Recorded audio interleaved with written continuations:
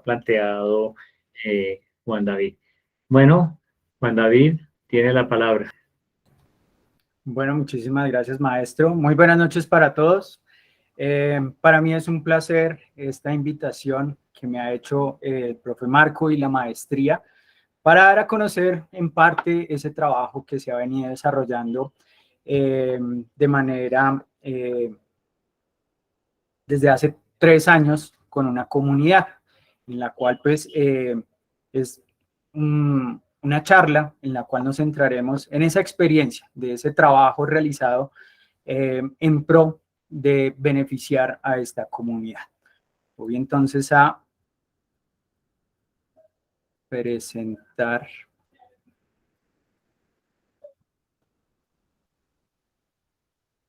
Por aquí, permítanme un segundo, cuadramos esto. Listo. Bueno. Por favor, me confirman si ya la están viendo. Arquitecto, si ya se está bien. Bueno. Listo. La experiencia constructiva que les quiero traer a colación es a partir entonces de ese trabajo que hemos estado realizando con una comunidad en donde pues estamos buscando beneficiarlos en esos problemas que ellos han estado presentando.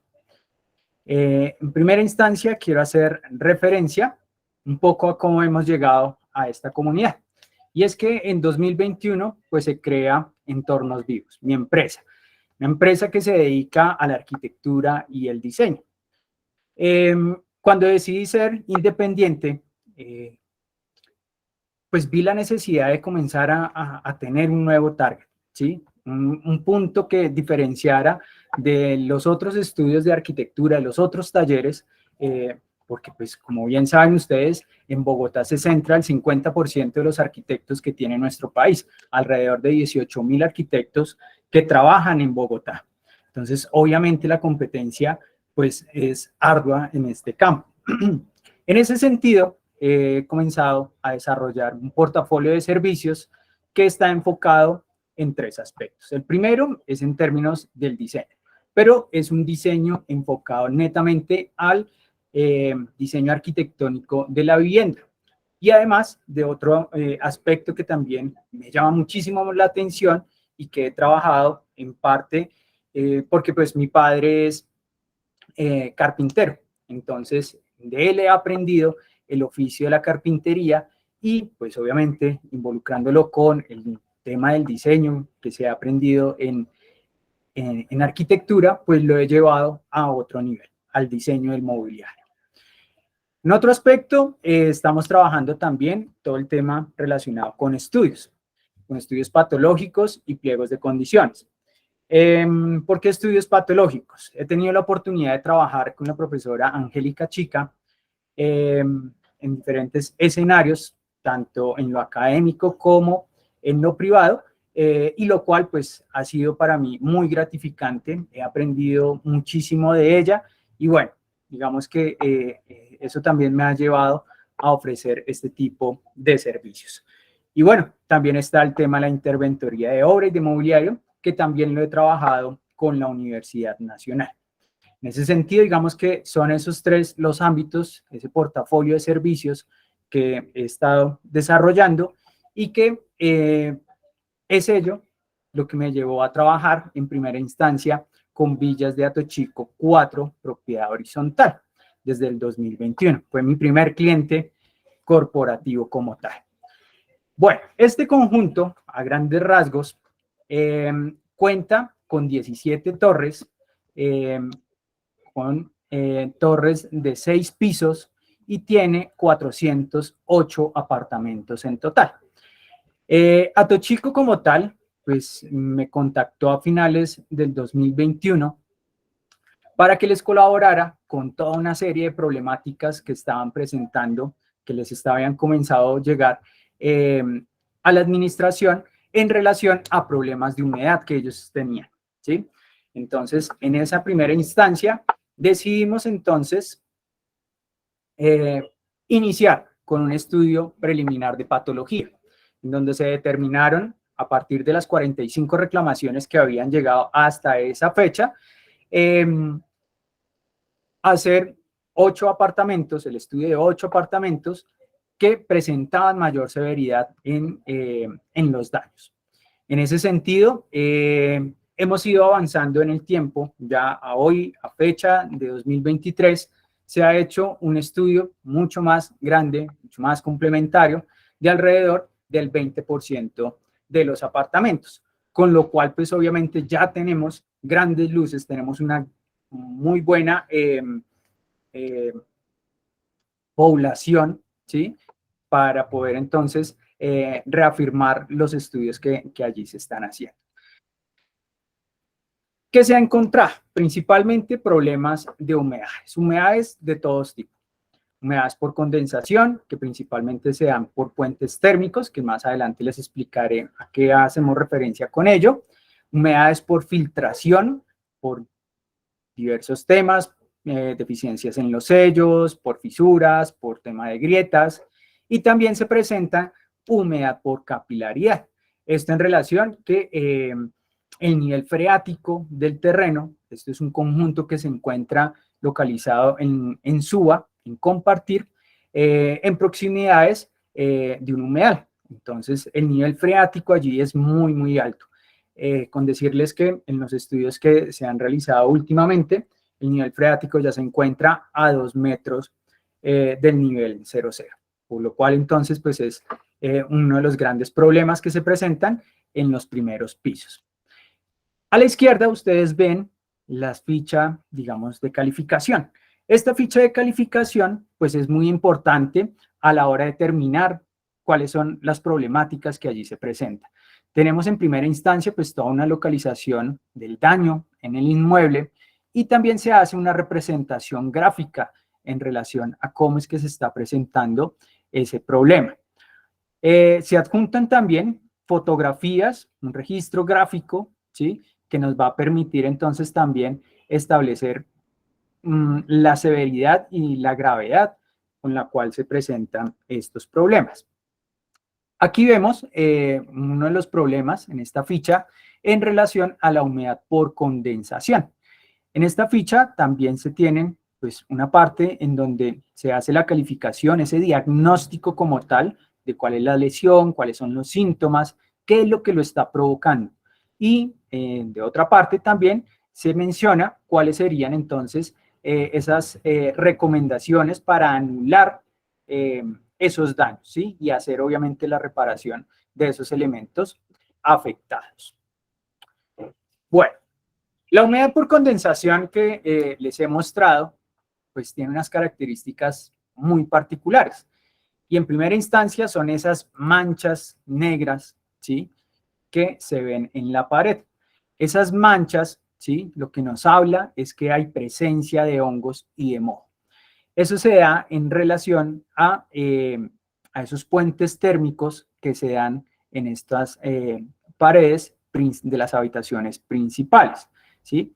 Eso es en relación al vapor de agua que se encuentra al interior de la vivienda. Nosotros, cada vez que hacemos una actividad con el solo hecho de respirar, estamos expirando humedad, ¿sí?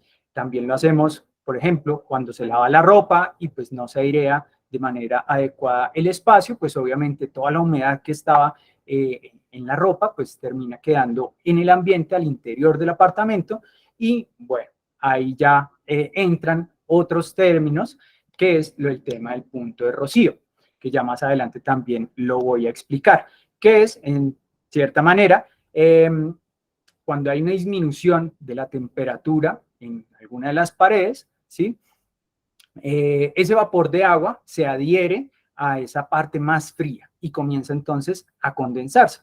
Un ejemplo claro de ello es, por ejemplo, cada vez que nosotros nos duchamos con agua caliente y después de ducharnos salimos y vemos que el espejo está completamente empañado. Esa es la condensación, eso es lo que aquí ocurre. Bueno,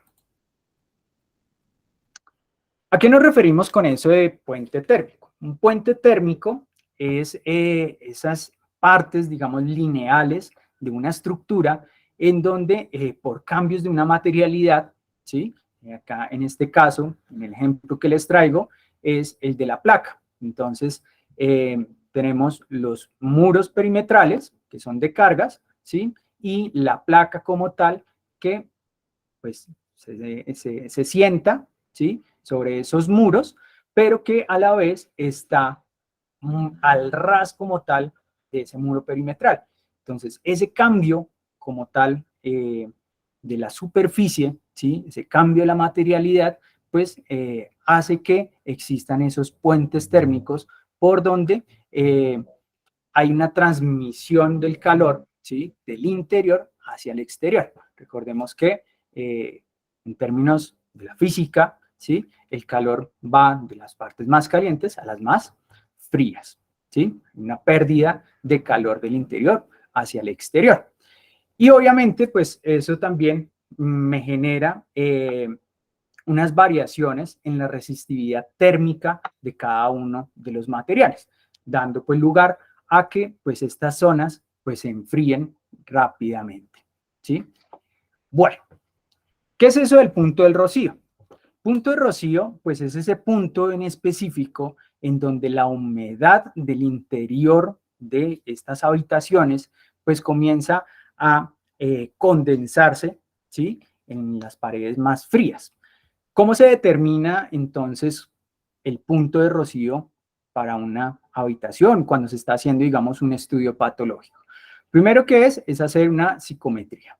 Esa psicometría es a partir entonces de un termómetro de bulbos, ¿sí? En donde uno de los bulbos se le coloca un fieltro húmedo, ¿sí? Un pañito de algodón húmedo, con lo cual pues hacemos que ese termómetro pues esté actuando con un aire completamente saturado de humedad, ¿sí? ¿Qué es lo que se hace? Se deja el otro bulbo completamente al aire del ambiente y obviamente se hacen unos cálculos, ¿sí? En relación a esas diferencias de temperatura que puede llegar a marcar cada uno. Ya luego de haber hecho entonces esos cálculos en donde pues entran una diversidad de términos de la física, el calor, la temperatura, etcétera, etcétera, la humedad relativa, ¿sí? La entalpía, etcétera. Entonces, se hacen este tipo de gráficas, ¿sí? En donde pues se comienza a corroborar, por un lado, la temperatura del bulbo seco con la temperatura del bulbo con el fieltro, ¿sí? Y se comienzan entonces a establecer esas entalpías, esos cambios de temperatura, y se establece el punto de rocío. Digamos que para no ir más allá dentro de esto, dentro de lo que se determinó al interior de estos apartamentos, el punto de rocío se encuentra cuando la humedad relativa al interior de los apartamentos está alrededor del 60%, ¿sí? El punto de rocío se encuentra a 18 grados. O sea, es decir, tampoco es una temperatura muy baja, ¿sí? Pero que dadas las condiciones de humedad tan alta que pueden llegar a presentar estos apartamentos, pues se da entonces a esa temperatura, ¿sí? Y pues obviamente la pared al encontrarse a 18 grados ya comienza a recibir toda la condensación de la temperatura. Bueno, otro de los problemas que allí también se presentan es el tema de la humedad por filtración. Esta humedad también es muy particular y es que se da de forma, digamos, concéntrica. Digamos, tiene unas trascendencias lineales en términos de esos contornos o esos puntos en donde, de cierta manera, pues hay una vulnerabilidad de la superficie y por allí entonces se filtra el agua de lluvia, ¿sí? Digamos que otra de las características para identificar este tipo de daños son las formas de los desprendimientos, ¿sí? Y también, obviamente, la presencia de fluorescencias. ¿Qué nos referimos con eflorescencia? Una eflorescencia es esa aparición tanto de hongos como de moho, ¿sí? Acá, en esta imagen inferior, vemos esos puntitos negros, ¿sí? Que lo que nos habla es de hongos. Bueno, como lo mencionaba, pues obviamente es a partir de aperturas que se tengan, sobre todo en fachadas, a veces por temas de fisuras, ¿sí? O también pues en esas juntas constructivas, en esas uniones de diferentes materiales, por ejemplo, en la ventana, ¿sí? En donde pues tenemos la unión entre bloques de mampuestos, ¿sí? Y la ventanería en aluminio, que muchas veces no termina siendo bien resuelta esa unión y pues bueno, allí hay un problema de filtración. Bueno, acá hay, digamos, algunas fotografías de esos puntos de filtración. En la imagen superior, pues vemos que el sello, como tal, pues ya está dañado y por ende, por ahí filtra agua y hace pues que obviamente los acabados del interior pues se dañen. Y lo mismo pasa aquí, en la imagen inferior, en donde pues existe una apertura de aproximadamente 4 milímetros entre el marco de la ventana y la alfajía como tal. Entonces, ese también es un punto de filtración y que obviamente también genera ese tema. Acá tenemos pues una pequeña animación que hice en relación pues a ese proceso. Es que cada vez que llueve, por esos puntos vulnerables, entonces entra el agua y pues bueno, ya termina causando esos daños, sobre todo en la parte de los acabados, en el revoque como tal, ¿sí? Se presentan desprendimientos de la pintura y demás. Otro de los problemas que también se evidencia grandemente en este conjunto es el tema de las humedades en los techos. Eso pues se da a partir entonces, o se identifica, de esas manchas concéntricas y esos desprendimientos que se dan. Lo mismo también entonces aparecen eflorescencias ya no tan marcadas, pero digamos que de cierta manera también se presentan. Aquí digamos que la causa es que en muchas ocasiones, ¿sí?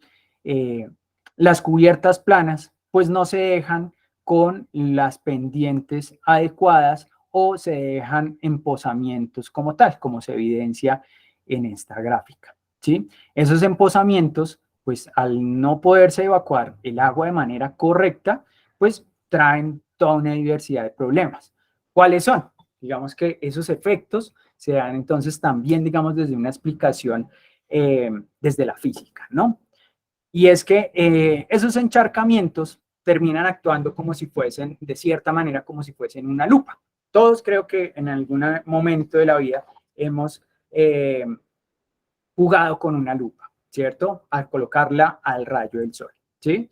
Y que de cierta manera, cuando nosotros calibramos esa distancia, podemos generar un rayo, ¿sí? Y ese rayo pues termina generando, digamos, una concentración de esa luz y obviamente pues esa forma de radiación pues termina, digamos, quemando la superficie sobre la cual nosotros la proyectemos. Y aquí pasa lo mismo, ¿sí? Y es que la radiación, ¿sí? El rayo del sol como tal, cuando pega sobre una superficie y si ésta está húmeda, entonces una parte se refleja, ¿sí? Pero otra es absorbida. Como esto actúa como si fuese una lupa, pues obviamente vamos a tener una mayor capacidad energética sobre esa superficie. Esa superficie se nos va a calentar aún más, ¿sí? Entonces, claro, todo material, por ejemplo, cuando estamos hablando de las superficies impermeables de las cubiertas, pues obviamente también tienen un rango sobre los cuales actúan, ¿sí? Que por lo general, si estamos hablando de manto asfáltico, es de 55 grados centígrados, ¿sí? Cuando pasa de esa temperatura, ya comienza a haber cambios en su materialidad. Y eso mismo pasa aquí. Entonces, una parte, digamos, de esa radiación, de esa energía que se concentra sobre la superficie, es absorbida, ¿sí? Sobre la placa y el mismo material, y otra, digamos, también es transmitida. Eso depende, digamos, del grosor del material, del tipo de material y demás, ¿sí? Digamos, de esa transparencia que pueda llegar a tener los materiales. Y bueno, en ese caso, esos encharcamientos, pues lo que nos generan es ese efecto de lupa, lo que va, digamos, quemando esa superficie y la va deteriorando. Ese deterioro, pues obviamente va a generar fisuras y pues también va a haber, digamos, pequeños lavados de cierta medida ¿sí? De pérdidas microscópicas del material. Y por allí es por donde comienza entonces a filtrar el agua y bueno, eso es lo que nos termina generando esos daños en los techos del interior. Aquí quiero hacer una pausa. ¿Una pausa en qué sentido? De que ya hemos visto que se presenta toda una diversidad de problemas constructivos, ¿sí? Pero entonces yo quiero preguntarles a ustedes, bueno, ¿cuál es entonces esa función más allá de que cumple una ventana y un muro? ¿Sí? De cierta manera, claro, nosotros tenemos una relación con la ventana, con el exterior, ¿cierto? Para que podamos tener una iluminación, podamos tener una visual sobre lo que pasa externamente, ¿cierto? Pero bueno, creo que más allá de esto, creo que también hay que preguntarnos cuál es esa relación, ¿sí? Obviamente con la materialidad y que esa materialidad también está involucrada con la parte constructiva. Y lo mismo pasa con el muro, ¿sí? Más allá de pensar, este muro va a ser en bloque número 5, va a ser una pantalla en concreto, ¿sí? Que de cierta manera pues me está definiendo un límite, ¿sí? Con el exterior y el interior, me está dando un resguardo, ¿sí? Una protección como tal. Pues bueno, pensémonos entonces cuál es esa función de esa materialidad y ese término de cómo yo lo estoy construyendo para que obviamente me funcione de manera correcta. Bueno. De aquí, entonces, en lo particular, veo que existen dos problemas. El primero es en términos de la formación que en nuestro país estamos recibiendo tanto los ingenieros como los arquitectos. Los ingenieros, pues sí, se están formando grandemente en términos de que la vaina no se caiga, ¿sí? Que las cosas no resistan el sismo. Entonces, obviamente, ellos tienen toda una formación en relación al cálculo, a la mecánica, ¿sí? Al comportamiento de las estructuras. Y nosotros los arquitectos, pues nos especializamos en todo lo que tiene que ver en las relaciones espaciales, en el diseño, etcétera, etcétera. Pero acá hay un problema y es que los dos en nuestro medio están construyendo. Y en ese sentido, creo que aquí viene un poco esa crítica, ¿sí?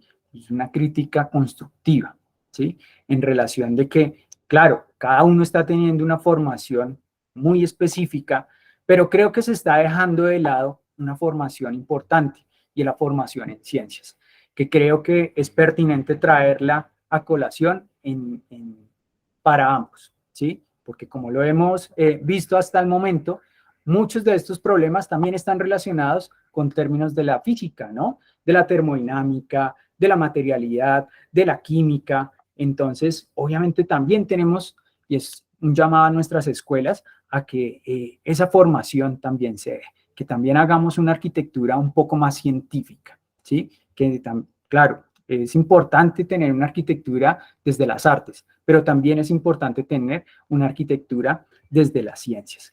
Y bueno, acá hay una anécdota interesante, y es que acá veo a varios de mis estudiantes conectados, y cuando ellos decidieron entrar a estudiar arquitectura, siempre me hacían la misma pregunta: profe, ¿en arquitectura se ven muchas matemáticas y física? Yo les decía, no, como tal en las escuelas no se ve tanto de eso. Me decían, uy, bueno es mal, porque a mí esa vaina no me entra. Entonces, creo que el llamado aquí es también un poco a eso, a que reflexionemos que no le tengamos miedo a las ciencias. Las ciencias no son un coco. Creo que a veces se nos mete un poco el miedo de que esto es difícil, que es complejo, pero no, las ciencias no son para nada difíciles. Y el segundo problema que yo veo es en términos del diseño. ¿Y esto por qué lo digo? Porque al revisar los planos que se tenían del conjunto, todos eran planos a escala 1:100, 1:75 y a lo máximo 1:50, hasta de los detalles, planos de detalle a 1:50. Pero en ninguno de los casos se llegaba a esto, a detalles 1.1, 1.2, 1.5. Entonces, creo que esto también es supremamente importante al momento de desarrollar un proyecto, llegar a la minucia, ¿sí? Cuando nosotros desarrollamos los detalles constructivos a una escala de 1.2, 1.5, oigan, nos damos cuenta de un mundo de particularidades a las cuales nos vamos a enfrentar, ¿sí? Por ejemplo, en el tema de las ventanerías. Eso es supremamente importante llegar a este nivel de detalle. En ese sentido, hago referencia a dos libros que para mí, en lo particular, me son muy útiles y que consulto permanentemente. El primero de ellos es el de Detalles Maestros de Pedro Gómez, el cual pues hace referencia a todos esos detalles constructivos que ha desarrollado en sus proyectos y que bueno, en este libro fantástico pues se ven este tipo de soluciones y de argumentos arquitectónicos, ¿sí? Lo cual es muy válido. Otro aspecto importante dentro del diseño, pues es el realizar esos estudios bioclimáticos, ¿sí? La importancia del estudio bioclimático y sobre todo, por ejemplo, cuando se está construyendo en serie, ¿no? Hace unos días veía un meme que decía para los arquitectos que hacen viviendas en serie y le respondía al cliente, a mí tus necesidades particulares no me interesan, ¿sí? Y creo que más allá de eso, creo que es supremamente importante, ¿sí? Porque no es solamente tomar una plantilla y repetirla N veces en diferentes dimensiones y en diferentes direcciones, porque obviamente las respuestas al lugar y sobre todo al clima, pues son diferentes, así yo tenga el mismo espacio. Todo este tema de lo que he presentado hasta el momento, pues tiene unas repercusiones supremamente importantes. Y es que la población afectada, pues tiene problemas de salud y obviamente también de confort al interior. Problemas de salud en términos de las vías respiratorias principalmente. Hay grandes afectaciones de rinitis, de asma, de niños que han tenido neumonía, ¿sí? Al estar, digamos, inmersos en estos ambientes de humedad y obviamente pues también de hongos y de moho. Frente a ello, entonces, hago referencia a una frase que para mí fue muy potente en su momento, en la charla y también en las clases del profesor Alfredo Villenburg, en el cual él siempre nos recalcaba de que los arquitectos están para hacer lo que la gente no es capaz de hacer. Y eso es lo que yo he hecho en Villas de Hato Chico, darle solución a esos problemas, ¿sí? Bueno, ¿cómo llegamos a esas soluciones? En primera instancia, pues tocaba analizar y hacer un estudio en relación de qué es lo que estaba ocurriendo. Acá tenemos una planta de localización del conjunto. En primera instancia, estos cuadritos verdes me representan las torres en donde habían esas afectaciones. Y claro, aquí ya hay un patrón importante y es que ocurre en todos los apartamentos en donde se tiene una fachada hacia el exterior. Ese es clave para entender, digamos, el problema que allí se presentaba. Entonces, claro, comencé a mirar cómo era el tema de la soleación. Por ejemplo, vamos a verlo con la ficha del apartamento que les había mostrado anteriormente, que es de la torre 5 del el 504, que es este de acá, donde está la flechita de mañana. Ese apartamento tiene una particularidad y es que recibe en su fachada de la habitación principal todo el sol de la mañana, ¿sí? Indistintamente de la época del año, siempre va a recibir todo el sol de la mañana. Y el sol de la tarde lo recibe las otras habitaciones y su sala, lo que pues obviamente también hace que la ganancia térmica de este apartamento pues sea alta durante todo el día. ¿Qué es lo que pasa al interior? Bueno, analicémoslo. Y es que Al interior se presenta entonces unos muros, unas pantallas en concreto, que son pues obviamente las estructurales, ¿sí? Que tienen un espesor, un grosor de 10 centímetros como tal. Recuerden que el concreto, en términos térmicos, ¿sí? Es un material transparente. ¿A qué nos referimos con un material transparente? Y es que permite fácilmente la ganancia de calor. ¿Listo? Cuando hablemos o ustedes escuchen que un material es transparente, es que permite tener una ganancia y obviamente también la transmite al interior, esa ganancia térmica que va captando, sobre todo por temas de radiación solar. ¿Qué fue lo que se hizo, digamos, dentro del planteamiento para solucionar el problema de esas habitaciones principales? Y es que necesitábamos entonces aumentar la resistividad térmica. Esa resistividad térmica, para aumentarla, pues simplemente era colocar otro material, ¿sí? Diferente a el de la pantalla, que nos permitiera entonces comenzar a actuar como si fuese un termo, ¿sí? Que no nos permita ese paso de calor de ese material tan transparente como tal. Al interior, digamos que dentro de las mediciones que se hizo, la temperatura siempre se mantenía entre los 15 y los 24 grados, ¿sí?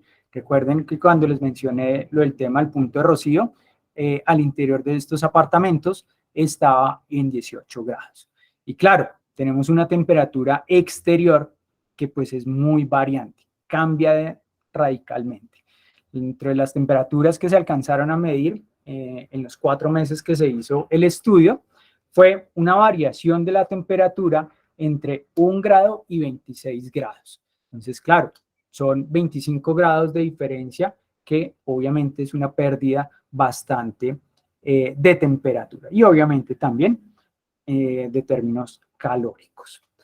Dentro de esas soluciones, entonces, está también que necesitamos generar una pared, ¿sí? Un acabado que sea hidrófugo, ¿sí? Que no me permita entonces captar en sus porosidades agua, ¿sí? Claro, va a seguir persistiendo el tema, de cierta manera, el tema de la humedad al interior, ¿sí? Pero también necesito generar un material que pues no me absorba agua. En ese sentido, comencé entonces a revisar diferentes planteamientos técnicos, ¿sí? En términos de que necesitamos aumentar la resistividad térmica. Esa resistividad térmica, como se los mencionaba, es para que el material del concreto, ¿sí? Las pantallas de concreto, pues dejen de transmitir tanto y pierdan tanto calor durante el transcurso del día. Y es por ello entonces que se decidió realizar un pañetado con un mortero en una relación 1:3. Cuando me refiero a un mortero en una relación 1:3 es por una proporción de arena de peña, por 3 de arena de peña, 1 de cemento gris, ¿sí? A la cual le agregamos cascarilla de arroz en un 20% del volumen de dicha cantidad. Ya más adelante les voy a explicar cuál es la función que cumple aquí la cascarilla de arroz. Dentro de ese planteamiento entonces también está esa barrera de vapor, que se da entonces a partir de emplear un estuco acrílico y una pintura acrílica, que a diferencia, digamos, de esos materiales convencionales como el estuco plástico o el vinilo, ¿sí? Son menos propensos a tener una porosidad y que me permita entonces tener agua al interior dentro de estos materiales. Pero de cierta manera también necesitábamos generar un mortero que fuese hidráulico. ¿Pero por qué un mortero hidráulico?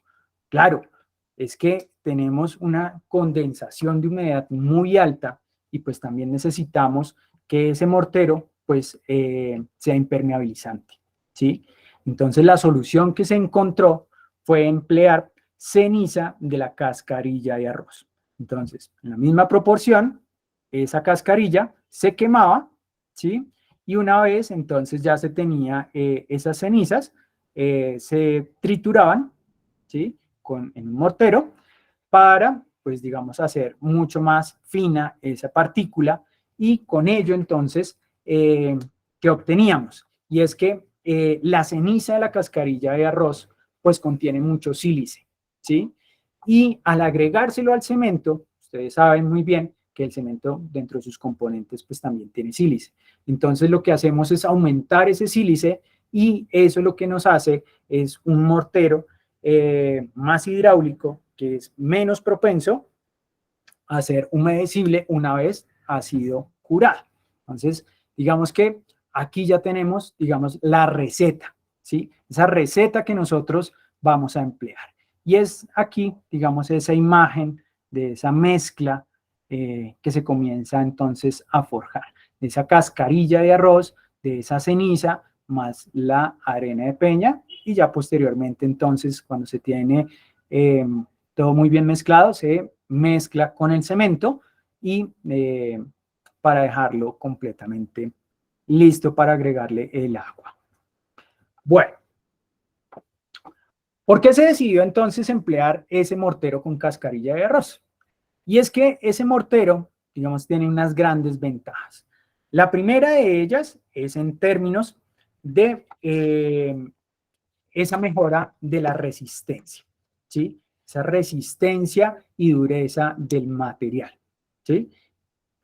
Por otra parte, también se gana en relación a esas contracciones. ¿A qué nos referimos con contracciones? Como el mortero pues es una mezcla húmeda, ¿cierto? Pues al final pues termina realizando el proceso de fraguado. En ese proceso de fraguado lo que pasa es que pues el agua que se tiene pues se comienza a perder, ¿sí? Lo que hace acá la cascarilla de arroz es que como va a estar húmeda y es un material vegetal, ¿sí? Lo que hace es que la humedad dentro de la mezcla se conserve, ¿sí? Y eso hace entonces que no exista una pérdida tan rápida de esa humedad y con ello, pues que el material pues no se cuartee, ¿sí? El material cuando pierde muy rápidamente agua, se craquela, se parte. Entonces, eso es lo que nos ayuda la cascarilla de arroz, a que la humedad se mantenga y pues que no se cuartee. Y obviamente, pues eso nos reduce significativamente las posibilidades de que existan esas fisuras y grietas una vez ha sido curada. Otro aspecto supremamente interesante e importante acá de la cascarilla de arroz es que como son unas fibras, ¿sí?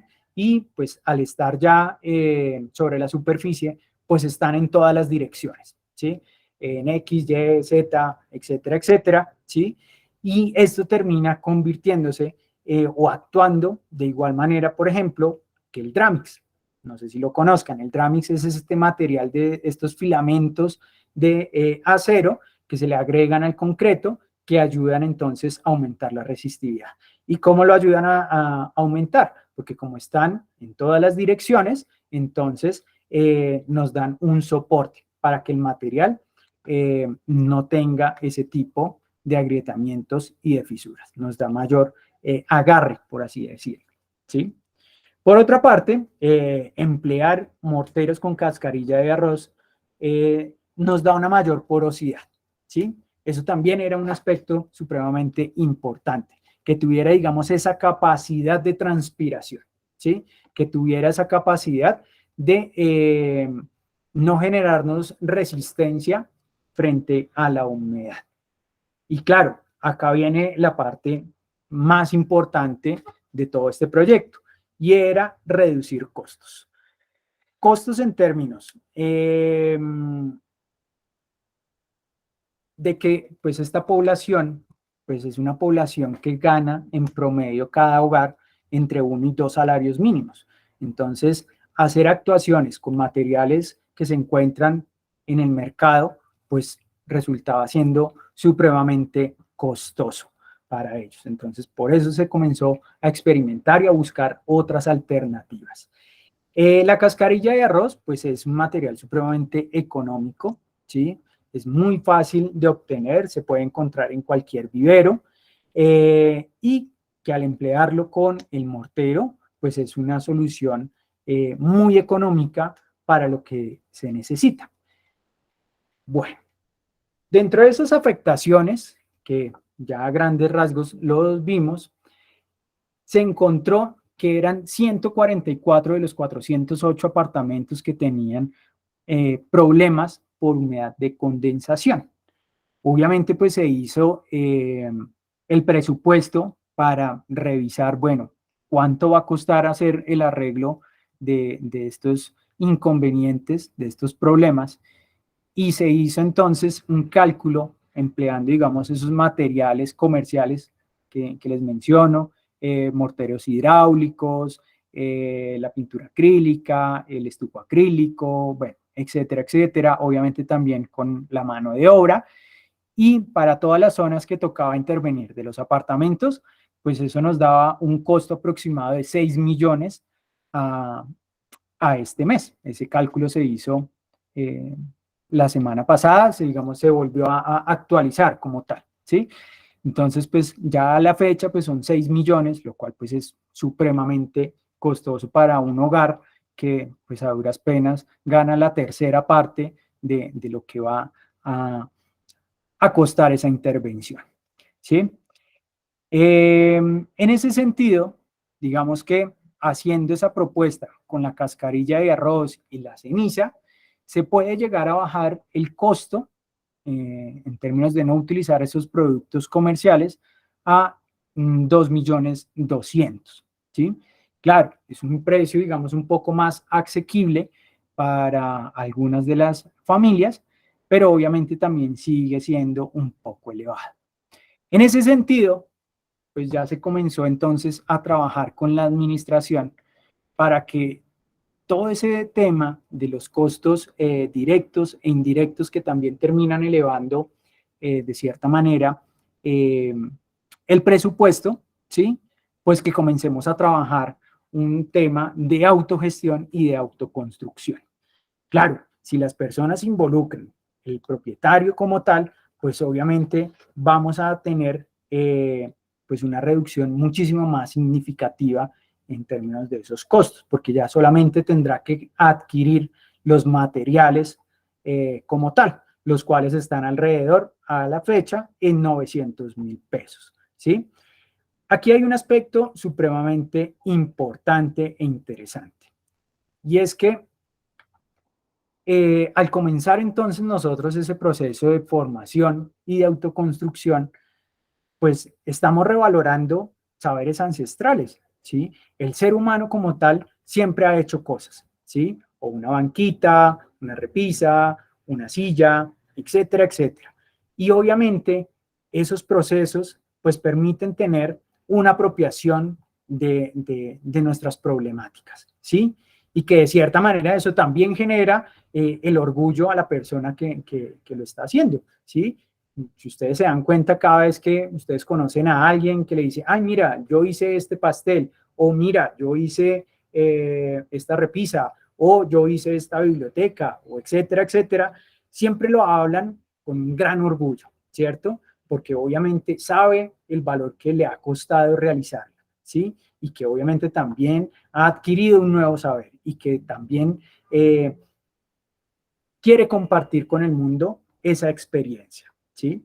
Y claro, lo más importante acá, dentro de ese proceso de autoconstrucción, pues obviamente es el tema económico, ¿sí? Porque pues obviamente ya no estoy contratando al obrero, ¿sí? Sino que pues obviamente con mi fuerza, con mi esfuerzo, pues estoy logrando realizar ese trabajo.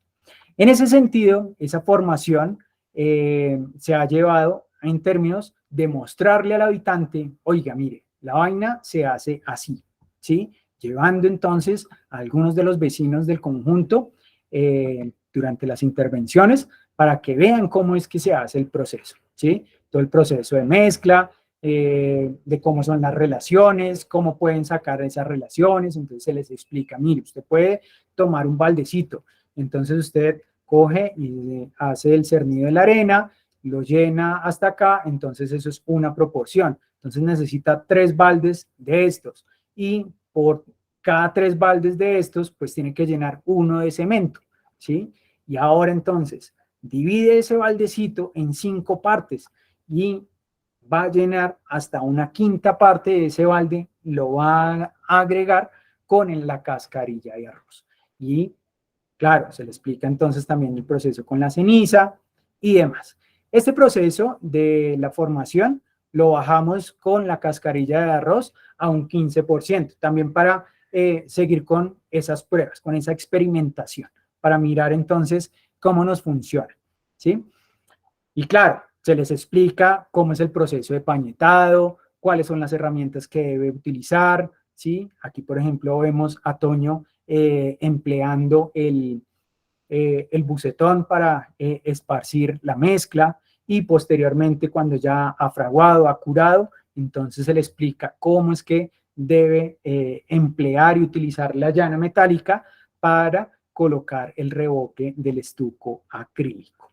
Y claro, se le explica cuál es el proceso, uno a uno, y que obviamente entonces, pues ese es, digamos, el gran plus, ¿sí? Trabajar para la comunidad. Y eso era lo que más me motivaba y más me llenaba esa frase de Alfredo, ¿sí? Hacer lo que la gente no puede hacer, explicarles, mostrarles cómo pueden llegar a solucionar esas afectaciones que ellos tienen al interior de su hogar y que obviamente les está afectando grandemente. Claro, acá hay unas consideraciones también desde la parte social supremamente importantes porque pues son familias numerosas en gran medida y que obviamente pues haciendo un trabajo mancomunado entre cada uno de los miembros, pues bueno, se puede, digamos, solucionar fácilmente este problema. Obvio, hay personas también de la tercera edad que tienen estos problemas y que obviamente pues ellos no pueden hacer este proceso de autoconstrucción. Entonces, pues estamos mirando alternativas para colaborarles y poder entonces que ellos también desde esa autoconstrucción, desde esa autogestión, pues puedan resolver sus problemas. ¿Mm? Y bueno, ya para finalizar, como grandes conclusiones que me deja a mí este trabajo es en primera instancia el comenzar a trabajar con las comunidades. Yo sé que muchas veces uno como arquitecto, pues claro, un factor pues importante y creo que para todos en términos del trabajo, pues es poder tener una rentabilidad, ¿sí? Tener unos ingresos. Pero a veces también el trabajo con las comunidades termina siendo gratificante, ¿sí? Porque, como alguna vez lo mencionaba el profe Marco, este país son más los pobres que los ricos. Y pues los pobres también tienen necesidades que resolver al interior de sus viviendas. Y muchas veces ellos, claro, no pueden pagar la consultoría, no pueden pagar al especialista para que les colabore con esa solución que ellos tienen, ¿sí? Y terminan de pronto llamando al maestro de obra y pues con el respeto de todos, pues muchas veces pues ellos no tienen claridad frente a todos estos procesos que les he mencionado y pues terminan haciendo cosas que simplemente terminan resolviendo la parte estética, más no la parte clave y fundamental que es la solución del problema. Entonces la invitación aquí es que también hagamos trabajo con las comunidades y para las comunidades, ¿sí? Y bueno, también revaloremos esos saberes. Esto de la cascarilla de arroz, yo no me lo estoy inventando, es algo que está en nuestro medio, es algo que se utiliza, por ejemplo, en el bareque, ¿sí? Que es una construcción supremamente ancestral. Desde allí viene, digamos, todo este saber que estoy implementando, ¿sí? También es reconocer esos saberes que nos transmiten a veces esas personas con las cuales nosotros trabajamos, los maestros de obra. Y ellos también saben y conocen muchas cosas. Entonces, creo que también no es solamente ponernos en esa posición de yo soy el arquitecto, yo sé qué es lo que hago, sino también preguntarles a ellos, oiga, ¿usted qué opina de esto? Entonces, creo que también es importante revalorar eso.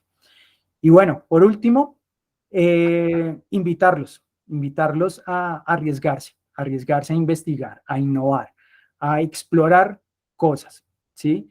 Creo que eso es lo más gratificante que nos permite la arquitectura, ¿sí? Y obviamente en ese proponer también necesitamos comunicar. Entonces todo lo que nosotros hagamos, pues que lo podamos también dar a conocer al mundo.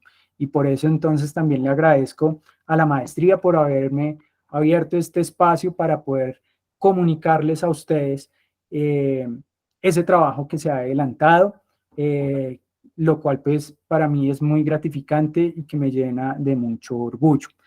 Y por último, ya para cerrar, pues la bibliografía que de cierta manera para mí es clave e importante, digamos, dentro de todo este proceso, como ya lo había mencionado, el Tratado de Arquitectura de Leopoldo Rotter, Detalles Maestros de Pedro Gómez y el libro de Patologías de la Construcción de Juan Monco.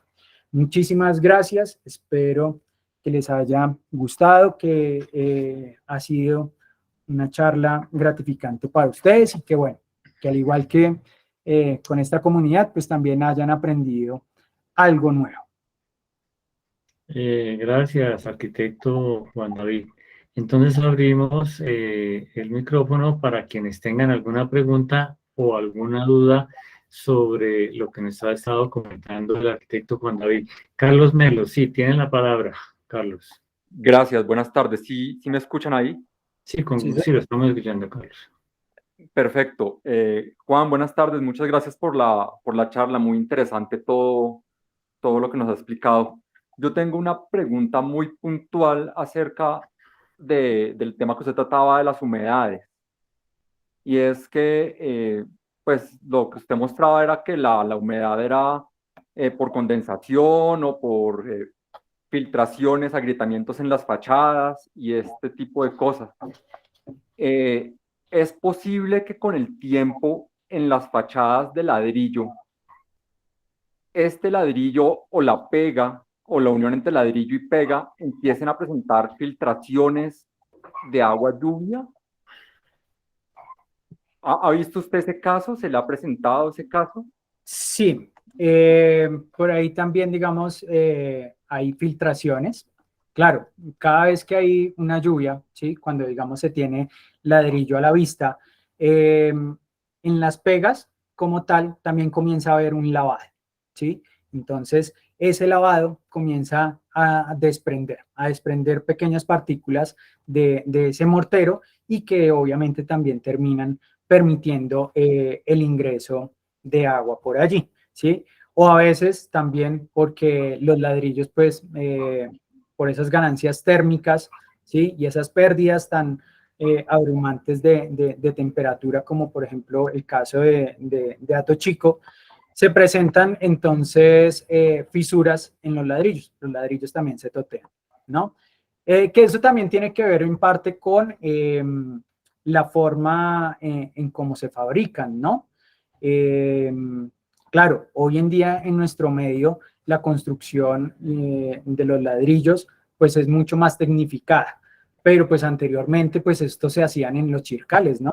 Y en los chircales pues nunca se controlaba, digamos, la temperatura. Y eso es también un factor importante dentro de los ladrillos, ¿no? La temperatura con la cual se hace el cocido, porque pues obviamente eso también va a representar en las características tanto físicas como químicas que va a tener el material. Pero sí, obviamente también por esos puntos también pueden haber filtraciones. ¿Cómo se resuelve? Simplemente hay que hacer un retiro de esta pega, ¿sí? Una pequeña parte, por ahí unos 4 o 5 milímetros, y volver a emboquillar, ¿sí? Volver a emboquillar, se pueden utilizar morteros hidráulicos y se hace, digamos, la reparación de esos puntos por donde se está filtrando. Espero que haya quedado clara la pregunta y...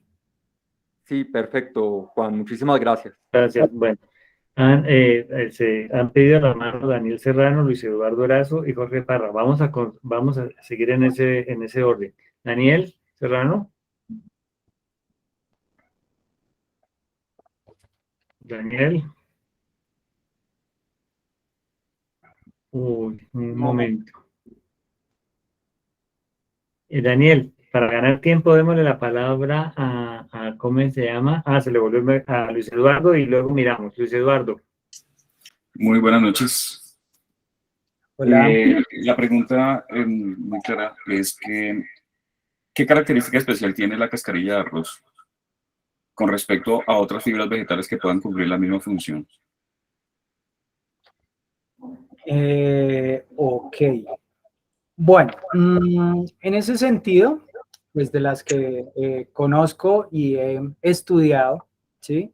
Está, por ejemplo, la paja y también el tema del fique, ¿no? De la cabuya, ¿m? Que también se puede, digamos, llegar a emplear.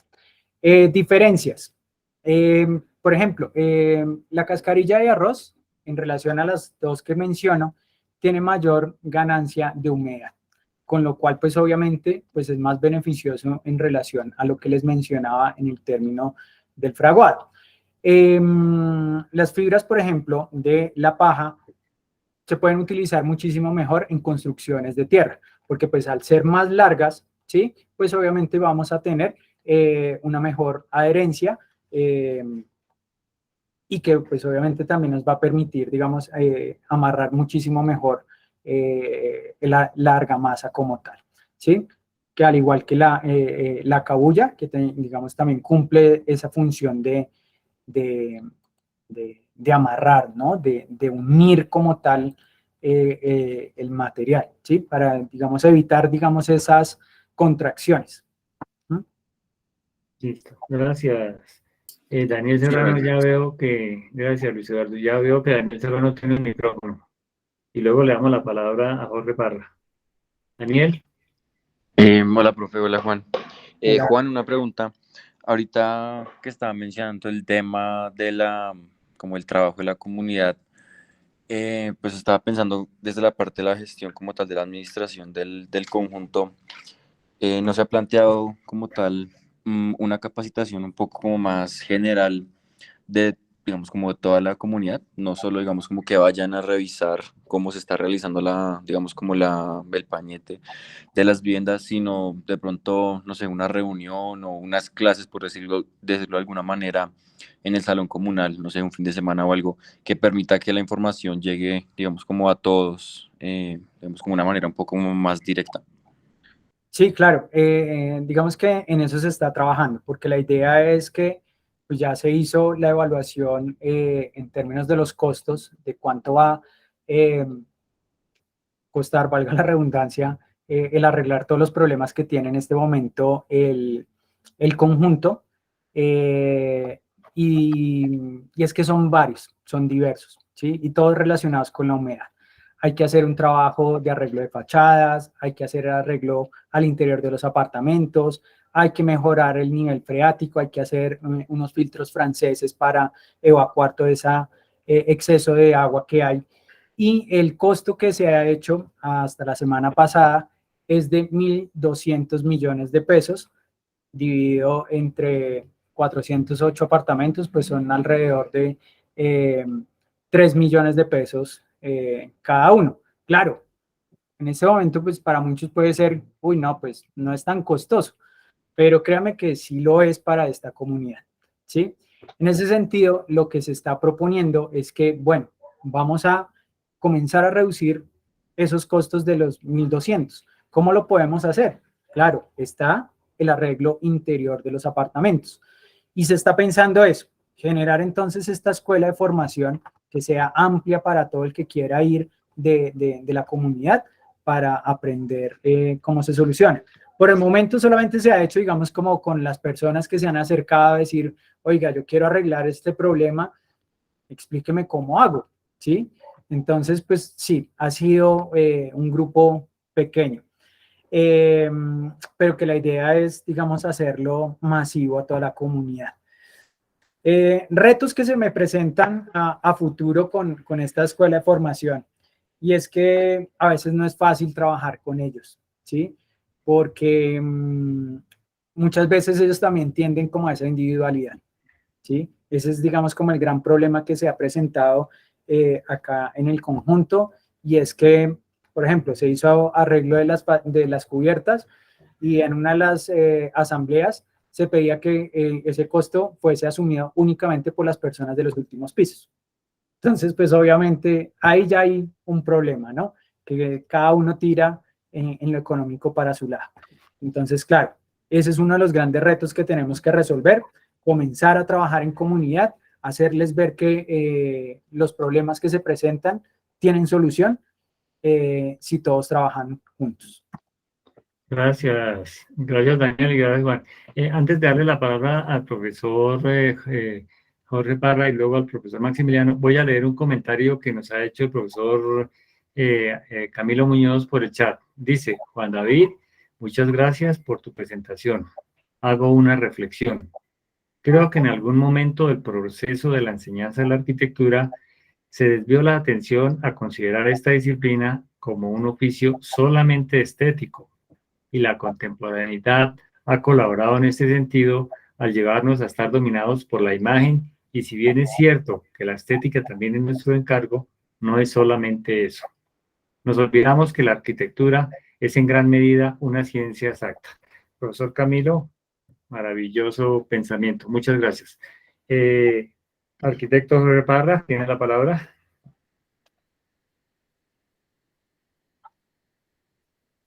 Jorge. Ya, buenas noches, que no tenía activo el micrófono. Bueno, ante todo un saludo a todos los participantes, al profesor Mora por su presentación, al profesor Cortés por la invitación.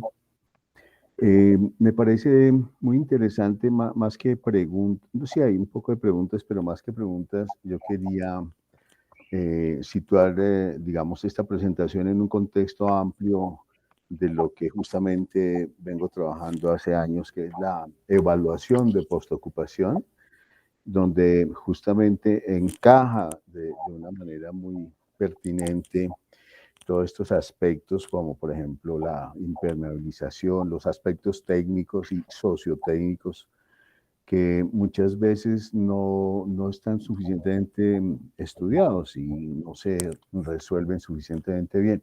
Digamos, una de las primeras preguntas que me asaltan es, por ejemplo, nuestra responsabilidad como diseñadores y constructores, en qué medida, digamos, una edificación debe tener resuelto una serie de aspectos, entre otras el grado de impermeabilización, el aislamiento térmico, etcétera, y hasta dónde deberían ir ciertas garantías, ¿no es cierto?, de construcción.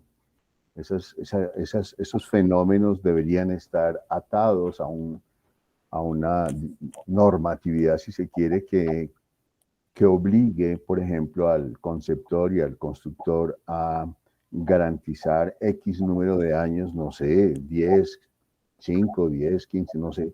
Hay cosas que se deben garantizar a muy largo plazo, ¿no es cierto? La estabilidad estructural, etcétera. Entonces, tiene mucho que ver también con la responsabilidad, digamos, de los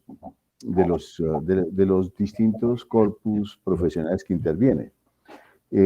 Por ejemplo, una cubierta en el caso que mencionó ahorita el profesor Mora, por definición es en una edificación, digamos, como un tipo condominio en altura, pues efectivamente eso es una propiedad colectiva, ¿no es cierto? Eso no, por definición es clarísimo jurídicamente que eso debe ser asumido colectivamente.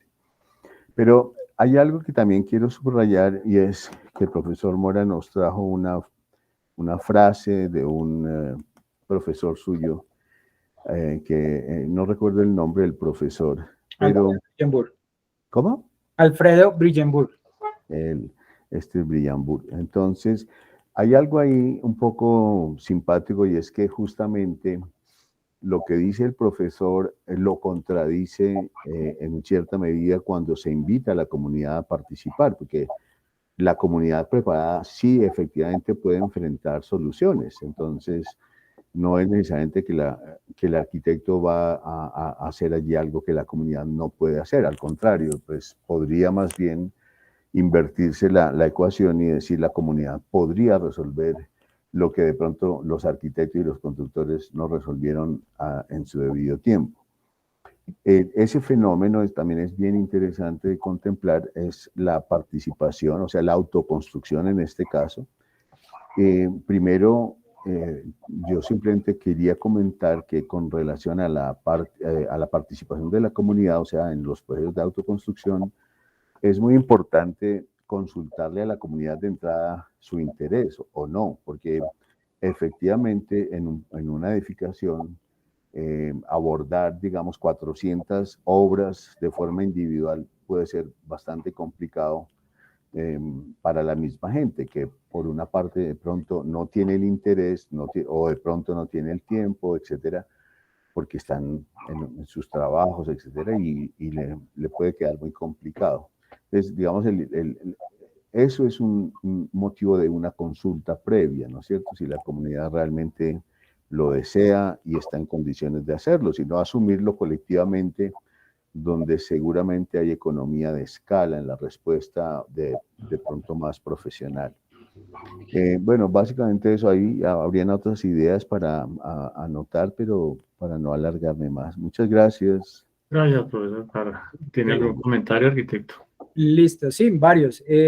Claro, en términos de esa responsabilidad de los diseñadores, en términos de hasta dónde podemos ir, claro, habrían cosas que reevaluar y repensar, ¿no? En términos de cómo se presentan los proyectos a las curadurías.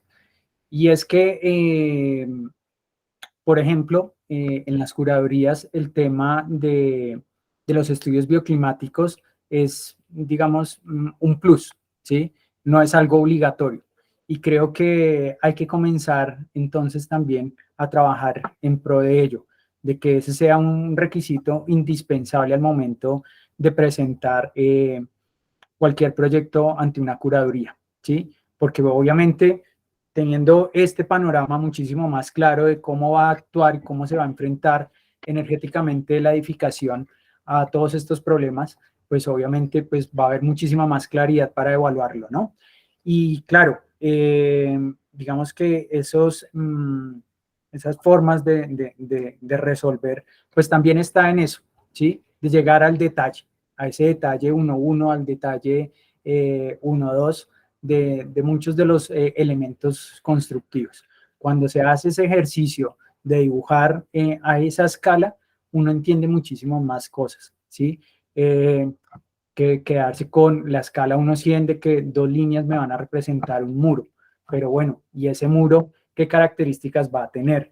¿Se va a pañetar? ¿No se va a pañetar? ¿Cómo va a ser el acabado? Entonces creo que llegar a ese nivel de detalle también nos da una comprensión mucho mayor en términos de lo que se está realizando. Y bueno, frente a lo que su merced mencionaba de la frase del profesor Alfredo Brillenburg, no es que se contradiga, sino que a lo que él va con esa frase es que el arquitecto debe entrar a trabajar, ¿sí?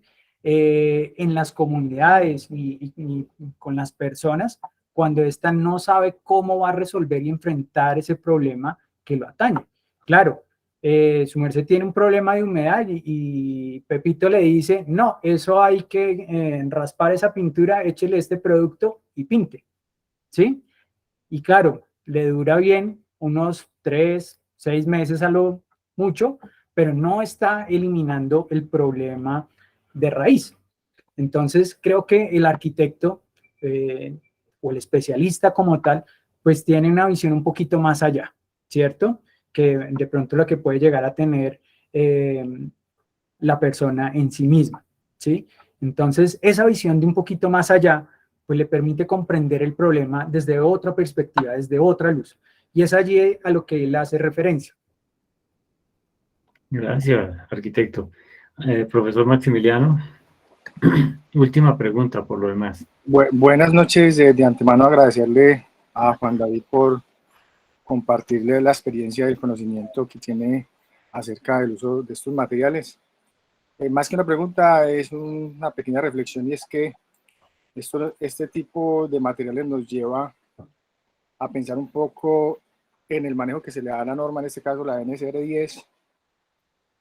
Ella contempla el tema de la madera en el capítulo G, en el capítulo G12, en el capítulo E7, con la madera y el bareque encementado. Pero pues, digamos, si lo hablamos en términos de sistema, es un sistema cerrado que no permite, digamos, que hagamos un tipo de acabados diferente, de pronto con cascarilla de arroz o con tierra. Solamente lo cierra al tema del bareque cimentado, que es la utilización del mortero con una malla de gallinero de 1 pulgada. En ese orden de ideas viene después en el 2021 el decreto 2079 que dice que las curadurías y la norma debe entender y reconocer en las arquitecturas vernáculas. En este caso y en este orden de ideas, yo le hago la invitación a Juan también y estamos próximos a hacer una práctica que tiene que ver con la construcción en tierra y también vamos a revisar un poco el bareque.